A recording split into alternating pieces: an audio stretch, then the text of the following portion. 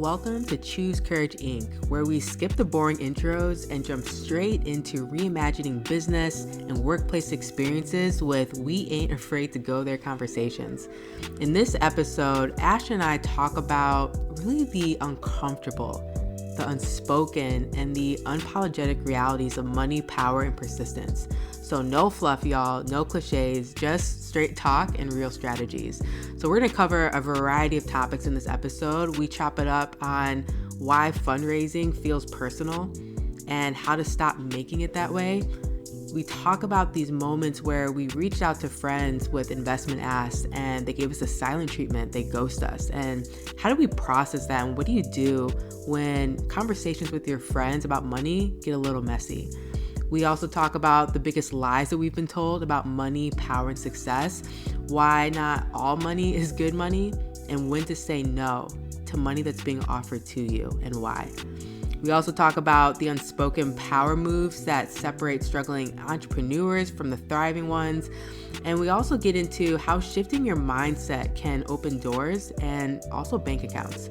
So whether you're a founder navigating your first raise, or an entrepreneur shifting your money mindset, or even just someone tired of the same old hustle harder advice, this episode's for you.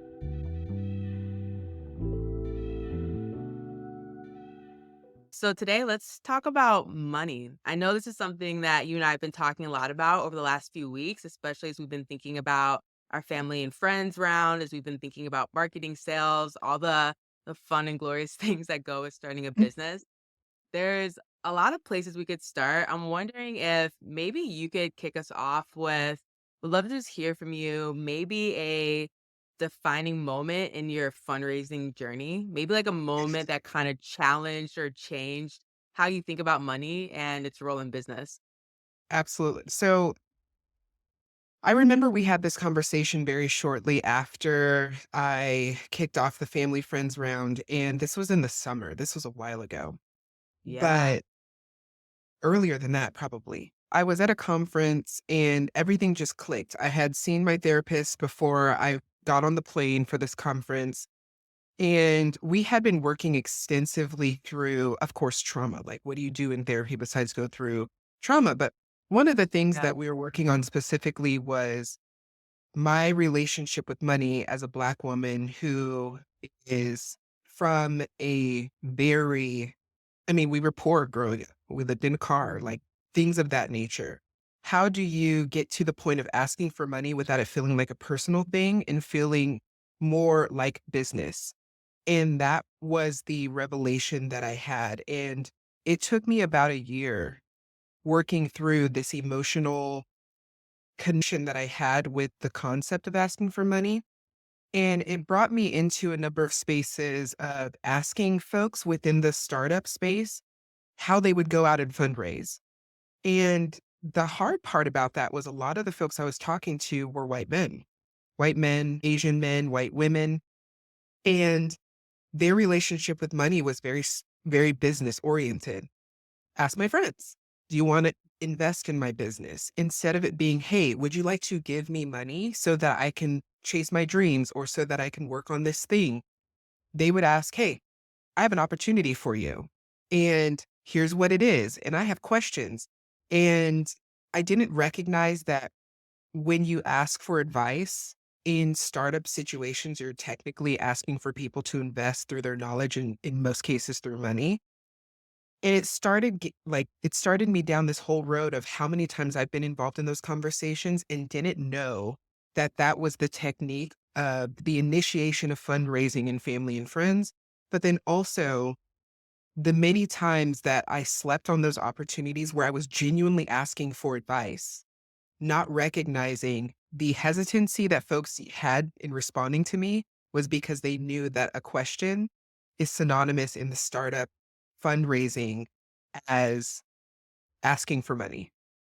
So I know that that was a huge, dense revelation, but it was eye opening in so many ways, but also it was a breakthrough in realizing that this is just about business and it's about an opportunity and it is about investing and you having the potential opportunity to gain more than you invested when you invest in great companies.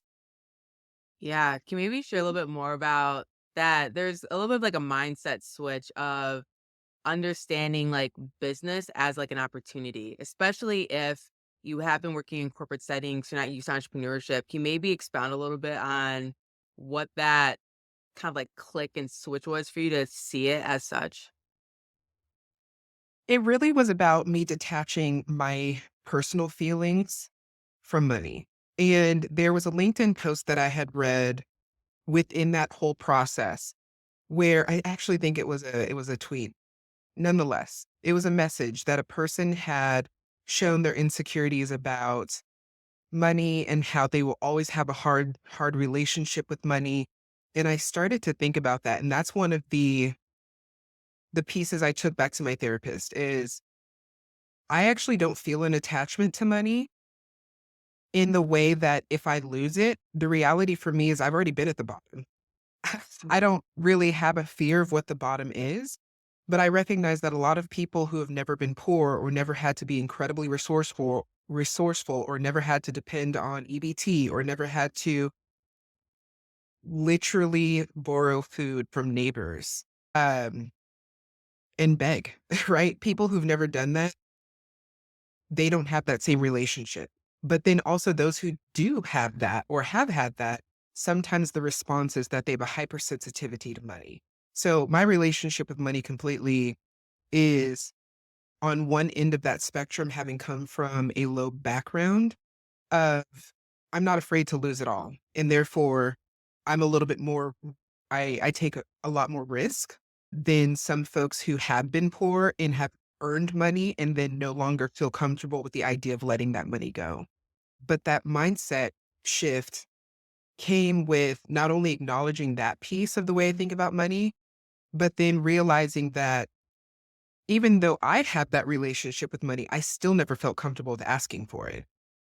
And so all of my money that I had up until that point was earned. All of it was through hard work and through luck and extensive opportunities. And so something that was instilled in me when I was young is you don't want to embarrass your family by asking for food or asking for money. And so that translated directly into this business venture of, hey, do you want to invest? But to me, it was, hey, do you want to give me money? Which really needed to be recalculated in my brain of, no, this is an actual investment. This is business. And now I'm seeing business the same way a lot of other people see it instead of, can you give me money because I'm poor? Or can you give me money and it's shameful? It's no, it's an opportunity. Yeah, yeah, yeah. I mean, I think something you're bringing up is what I imagine a lot of people will have to wrestle through on their entrepreneurial journey, especially if you come from an upbringing where money was tight, you didn't have any. It's understanding that how you have related to money, your upbringing around money will influence how you relate to money in your business. Even things like if you really struggle at managing your money in your personal life, it's gonna impact you in your business. Oh, yeah. And those mindset shifts are so, so incredibly important. I think for me, one of my first memories of a mindset shift was actually back in this was February of 2018. I was working at Google at the time, and Spotify in New York was doing this event during Black History Month around building Black wealth. And they were bringing advisors and like other people to really kind of speak into what does it mean to think about money and relate to it differently. And I'd already gotten a little bit of a taste of it being at Google and just having colleagues from like, wow, they think about money very differently than I do, and that I have grown to understand money as. But this event was definitely a moment where I was seeing other like Black professionals just speak about investing, resources, real estate, just thinking, helping me to understand like how do you relate to and move with money differently. Mhm. And just realizing like, oh, that there are people who it's not just they handle money differently, but they think about it and relate to it very differently. And I think over the years, I've been able to meet more people, whether that's within the workplace or within the entrepreneurship world, who I'm like, wow, they just really think about money differently. And I did not grow up with that. Money was always very tight. There was always a lot of shame around asking for money. And it was just something that we tried not to do, we didn't do, and if we did, we were just, yeah, there's just, like, a lot of negative self-talk that, like, went with that. And so, I think for me, like, we did a family and friends round for Moon Pause earlier last year or middle of last year, and I think one of the biggest surprises, maybe moments of reckoning, you and I talked about this, was there were people who before were like, "Oh, let me know when you're raising, and I'd love to, like, be a part of that." Or there were just people where, like, we talked all the time. We're in each other's DMs on Instagram, on our phones, and then as soon as I extended an invitation to invest in this opportunity, they were just quiet, like, actually, like, ghosting me, which Mhm. was so weird because 'cause I'm like, "Wow, we talk all the time, but now is, like, when you're like, just say no." Or just say, "It's not a good time." I've had to since then acknowledge and make peace with the fact that, they probably have their own issues and shame around money. Mhm. But for me, it was just a general, like communication thing. It was almost like a respect thing, right? If we're talking all the time in the DMs and in texting, and all of a sudden you're like literally ghosting me, like, what's up? Like, what's good? Like, why that kind of switch? And over time, those people started to message me again about other things, and I let it go. I didn't bring it up of like, "Hey, like, I noticed you're talking to me again, but you didn't answer that text that I sent you 2 months ago." And I've just learned that it's more of like an exercise of acceptance, I think, that how do you not take it personally when people who have been in your corner all along decide to opt out of being in your corner or even just communicating to you within this moment? That is that's a loaded topic. I do remember that conversation we had. I remember my feelings then, and my feelings have shifted a little bit since. I appreciate you calling out. It's Mhm. more of a reflection of other people's relationship with money Yeah. when you are, and that's been through me doing this for so long now, right? I think that after a while, you just become so business oriented about it. It's either there or it's not. So many of my processes around this business are it's either a yes or a no. There's very little gray area that I'm willing to sit in with a lot of these opportunities. And I don't mind asking again. I think that a part of the marketing, a part of the business is really grinding and understanding that you are making sure you're going to the extents that you need to make this big business flourish. So for me, those folks that did invest in me, they know that I am Mhm. beating these streets. They know that I am doing the work to make sure that we stay afloat because that's my job. Like that literally is my job. Did I feel that way then? No. I recognize those moments of bringing up investment. I remember that initial email that I sent out to so many people, and some people were really great with, "Hey, I actually don't invest in early stage opportunities." There are some folks who are just like, "Now's not a great time." I will say, just for the note on this, is that the folks who were more willing to tell me their position on whether they wanted to invest or not come from affluent backgrounds. They come from places Mm. where they grew up with money and had more healthy conversations about money as they grew up. And I think that that speaks a large part to this as well is we just, at least I can say, we didn't grow up with a really natural and healthy conversation about money. It was always shameful. Even when money was, when we had money, it was never something that we talked about. And this is something as I've grown in my career and made more money that I've gotten more accustomed to. It's just talking about money is it's just a fact. It's either there or it's not. And hey, you need to borrow some money. I lend money. I never lend money that I don't, I never lend money that I expect to come back to me. So my no or yes is always dependent on whether I can lose it or not. And the conversation about money, I want my family and friends to be comfortable enough to come to me and say, "Hey, I'm in a tight spot," or "Hey, how did you invest in this?" Because that was what was lit to me when I was just learning about money. I always talk about the story of my first house that I bought. And it was a really close friend of mine who said, "Hey, you're closer than you think." And no one had ever said that to me. No one had ever been like, "You know what, Ash? Despite where you came from and all the things you've been through, you're in a different life now, and homeownership is for you. And you're Mm, probably a lot closer than you think." I was in contract 3 weeks later after that conversation for my first home that I bought in okay. San Francisco, and completely life-changing financially. So the relationship with money, even through this business, even through the therapy, even through that switch of, this is a personal ask and I'm feeling a sort of way about people not responding or ghosting me. I just don't see it. I don't see it personally anymore. Mhm. However, I resonate with the feeling and I notate, right? For And sure. that's just for myself. I think there's a black book somewhere that I have that has notes about how I feel about certain individuals that I'm, that either we're on board or we're not. And so Yeah. there. Do you do you follow up with people who, like, ghosted you and, like, ask them again? Because you said you're willing to, like, follow up and ask again.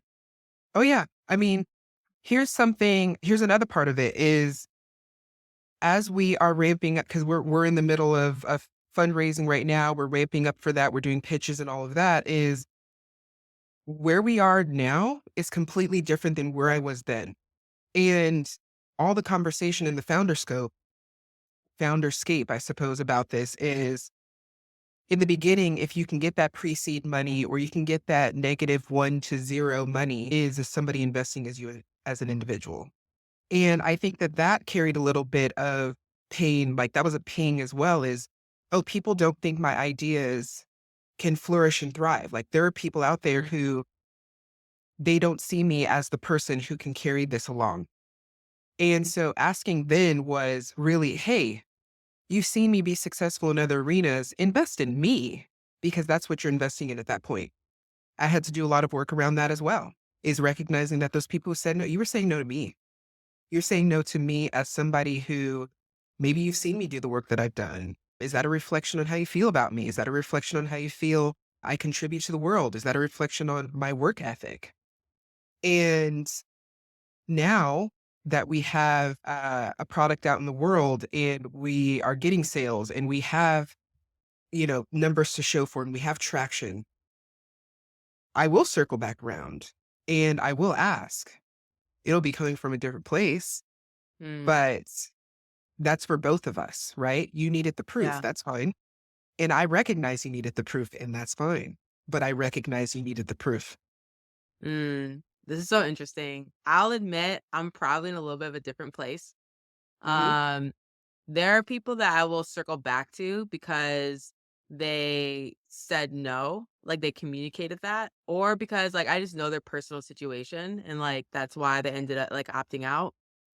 I feel like I wouldn't, and I have my own list, I feel like Hmm. for folks where we have a friendship, we're communicating on a regular basis, Hmm. and you just give me the silent treatment, I'm not circling back, and that's fine. Oh, And it's not I'm it's not petty it's on petty.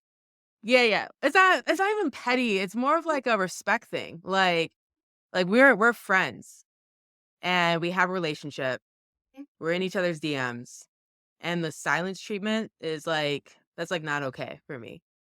It Right. doesn't mean I hold it against them. It doesn't mean I'm like, wow, you're like a terrible friend. And it doesn't mean like my friendship has changed with them at all. Like, we're still kikiing it in the DMs and whatnot, but I'm not asking you again. And Sure. especially as I become more successful and this product becomes more successful, like the silent treatment is more of like and again, to each their own. But for me, I receive it as like, you didn't appreciate and honor, like, our friendship enough to even just, like, talk to me.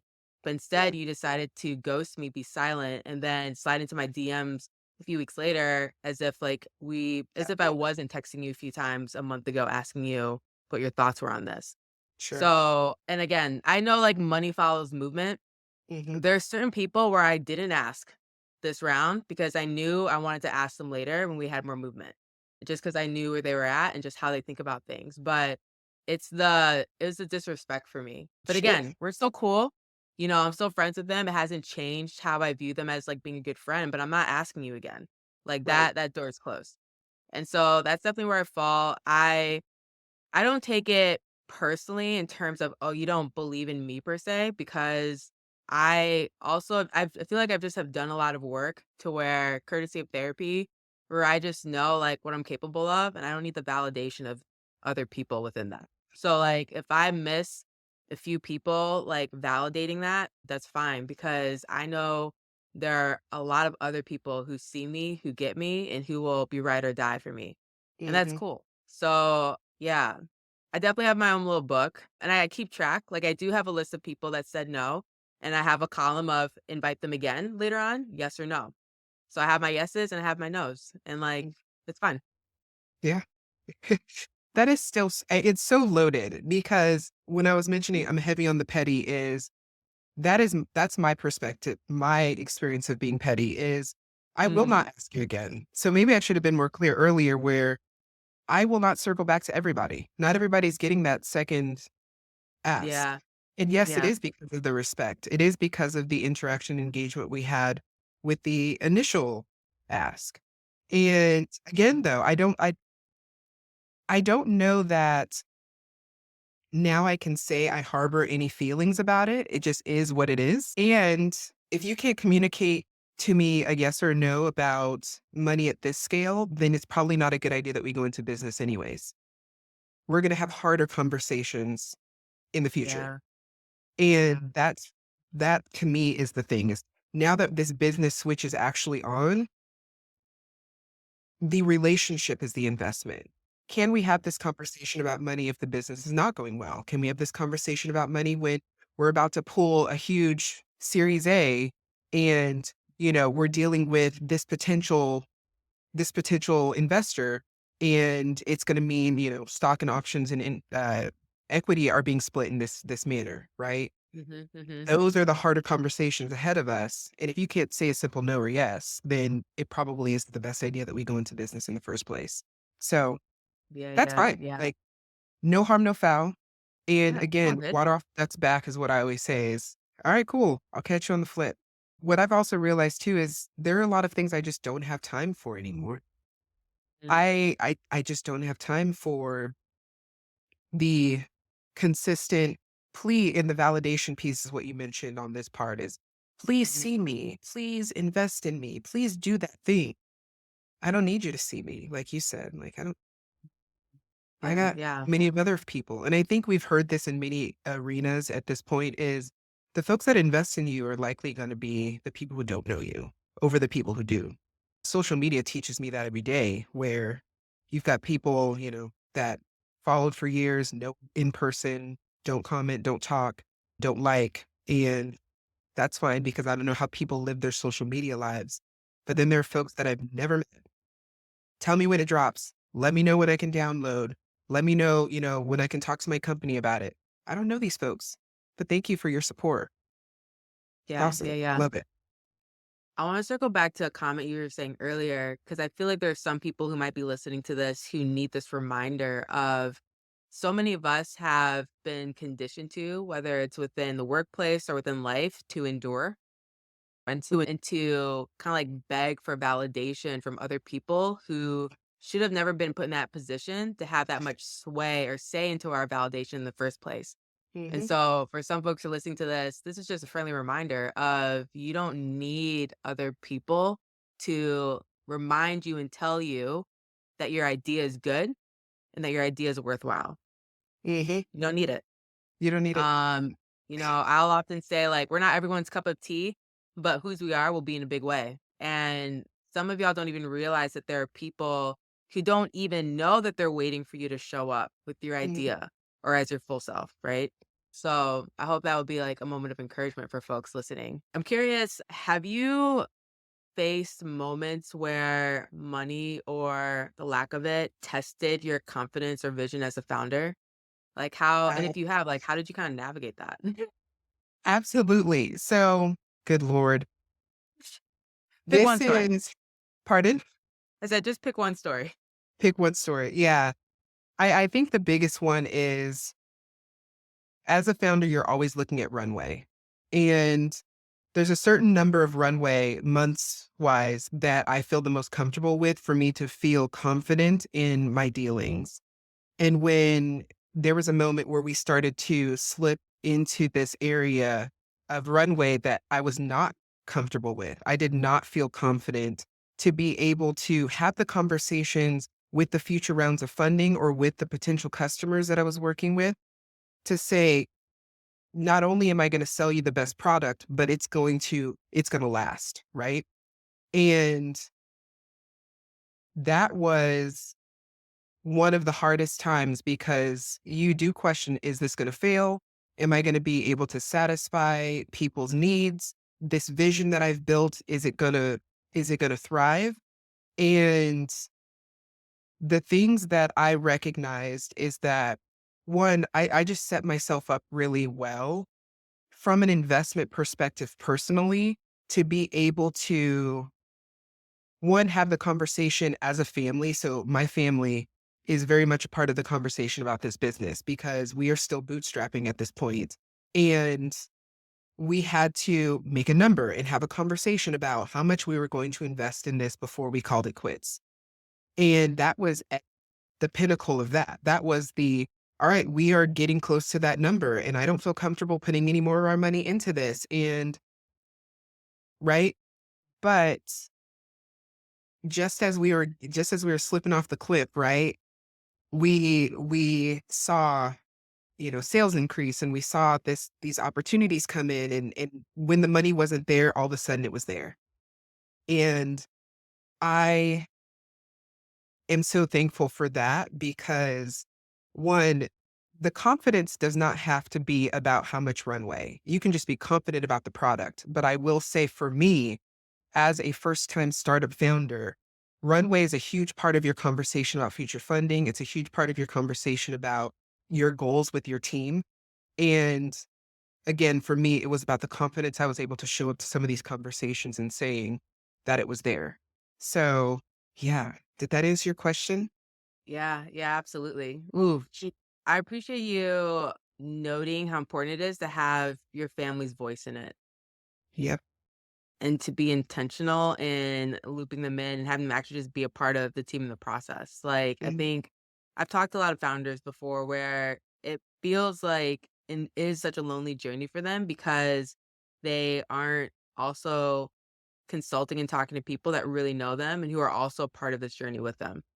Yeah, I guess, like, when I kinda think about this moment, there's one specific moment where money really, like, the lack of it kinda tested my commitment, confidence, vision as, like, a founder was with my first business, Humanity Centered, and this was in the winter of 2023. So this was Mhm. when the tech industry was burning to the ground, and there were layoffs left and All right. over the place. All over the place, and I had just grown my team the previous year, and, we were doing well, all these things, and now we're having clients delay their contracts. They're kicking it 6 months down the road or they're canceling them, and I'm just watching our money just, like, drain, Mhm. and if I trusted my gut sooner, I would had laid off members of my team sooner to help to keep and buoy like the business.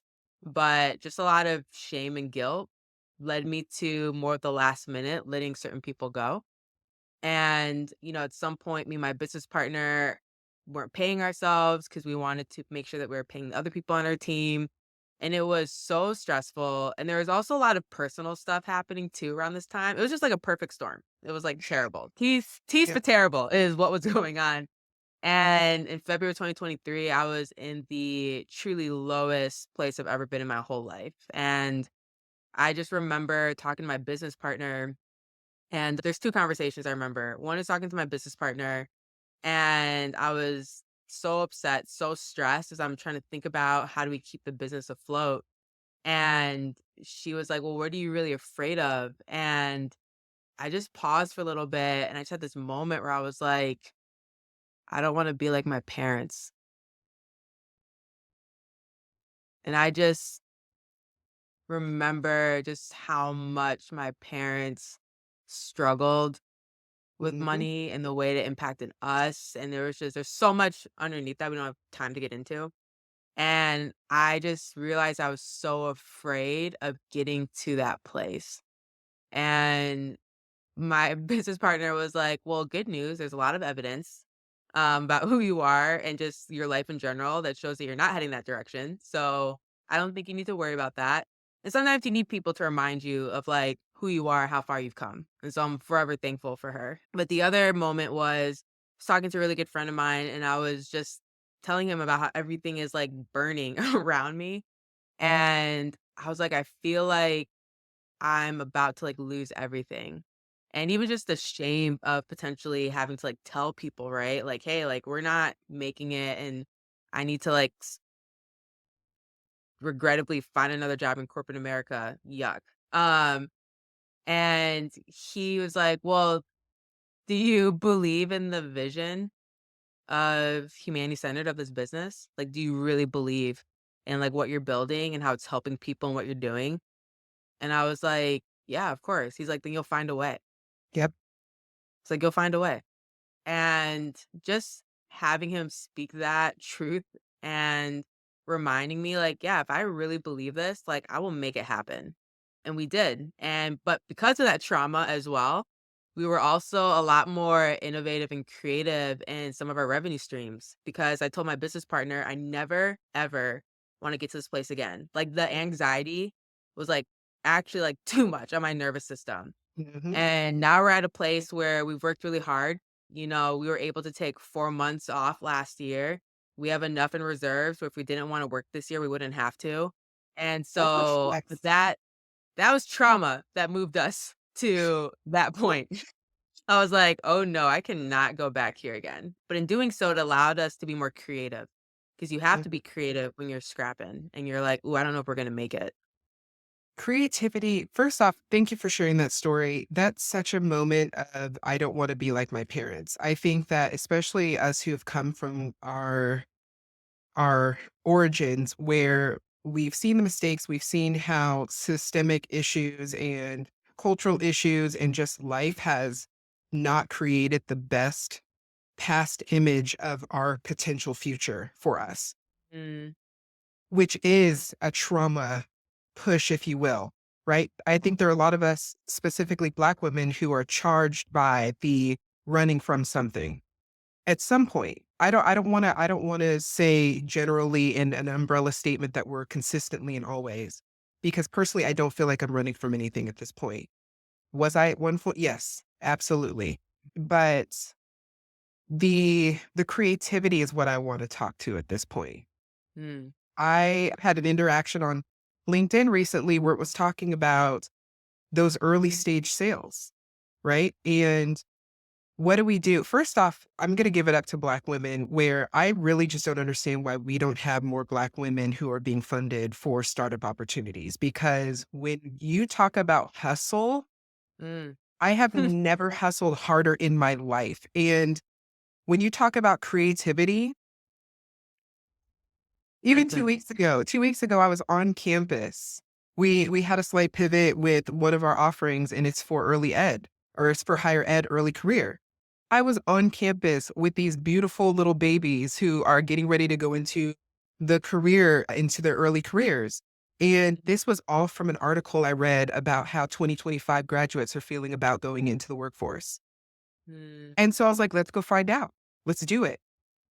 The many different income streams, the resiliency, the, running, and also just like now being able to drink our water and have clear skin, having been through all that and made it through the hurdle, right? Like this is a compliment as well as a call out of we did all that and here we are. And I think that that mm, speaks a lot to how we are consistently finding a way. I appreciate your friend for calling that out and saying, "Do you believe in this mission?" So often folks talk about, like, Counterpoint, for example, the product is almost irrelevant. It's the solution to the problem, right? I am dedicated. I am true to this problem. I have been for so much of my career. And when I get that question from investors or from folks that I'm talking to as potential customers, it's we will pivot as many times as we need to make sure we're addressing the problem in the right way and people are getting the support that they need. And I think that that's the creativity is we will always find a way for the training to hit, for the tool to be the tool, for the support to be the right thing, the conversation to be right, because that's what we've always done. Hmm. Yeah, absolutely. I'm curious, have you ever maybe like faced a tough decision where accepting money could have compromised your values or your vision? Every day, Mm. every day. And I think that's part of this game as well is I have this spreadsheet of over 200 VCs, private equity, potential investors that I am still doing due diligence on. And Mhm. I know that that is almost backwards coming from a demographic that receives such small portions of the VC money that's out there in the world in general. But here's the reality is so much of what I'm after means that folks need to be about that mission. And this isn't just about accepting money that becomes a problem when we're trying to solve that overall problem that we're looking to solve with the tool. If I if I'm being honest with myself, if I'm being honest with the reality that I am after a solution, then I need to recognize not all money is going to support me in doing that thing. Mm. And so saying no to money, as hard as it can be sometimes, is necessary. And finding the right partners and really crafting out the vision. They don't have to understand it in completion, but they definitely have to give you the space to be able to do what you need to do to grow the business because of the need, right? Like the business grows because there's a need for your solution. Mhm, And mhm, sometimes that takes time, and not all money affords you that time or space. mhm.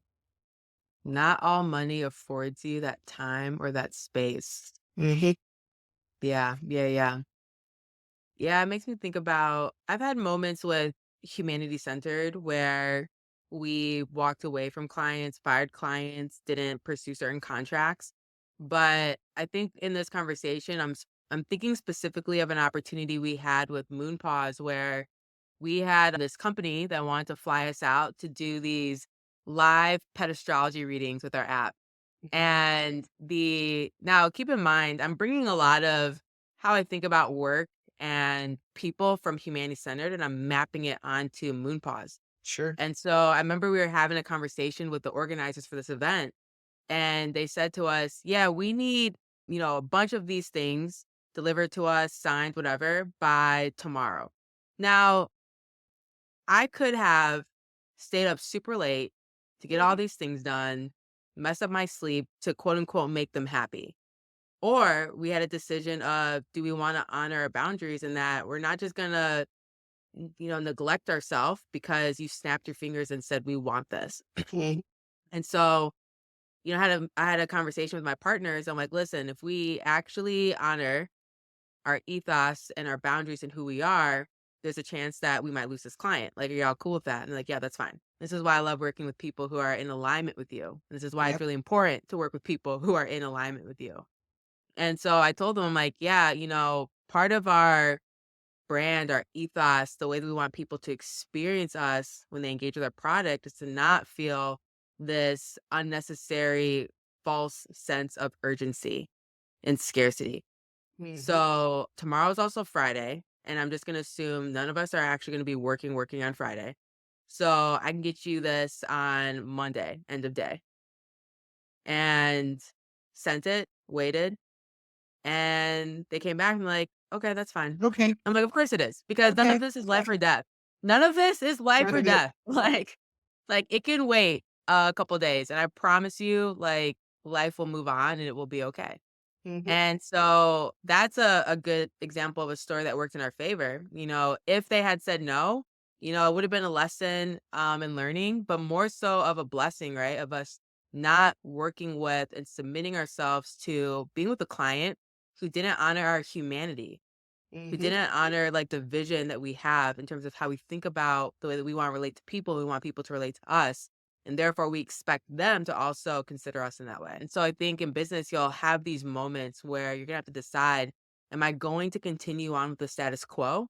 Or am I actually going to honor my values and my gut and what I know is to be right, even if that means saying no to Mhm. someone who's writing my check? Yep, yep. And to that note, honoring your values really means you've defined them and you understand them and what they do for you. And I say that because for me, in some cases, running that extra mile is part of the value. It depends on what the condition is. And in other cases, it really is about rest. And I Sure. think that that's a certain level of maturity of understanding what is truly going to have me performing at the highest to be able to continue to support this business in the best way possible. And that means for the employees, that means for the customers, and for everyone else involved, because this is a business. And Mhm. so much of your decision falls onto all of these other parts that have individuals who have lives and need that guidance and that leadership. And being values driven, it will deter a number of people, but it also will attract so many. And that's what I've learned time and time again through many different phases of my career and life is that you will find your folks and your folks will find you. And that's the way that life works. So Mm, I yeah. love that. I'm so glad they came back with a yes. That feels so good that you ask. Yeah. Most people wouldn't ask. So Mm. Yeah, yeah.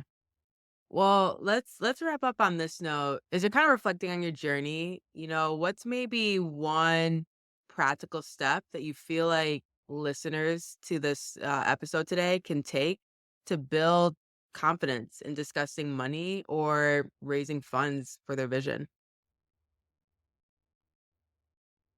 that's a good question. Learn more about money. That part. Learn more about money. The more you learn about money, the more you learn about how the world works when money's involved, the more comfortable you are talking about it.